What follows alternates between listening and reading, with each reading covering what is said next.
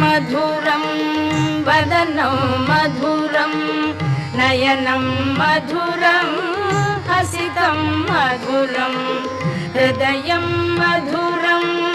गमनं मधुरं मधुराधिपतेरखिलं मधुरं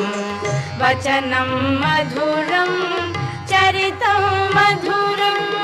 वसनं मधुरं वलितं मधुरं वचनं मधुरं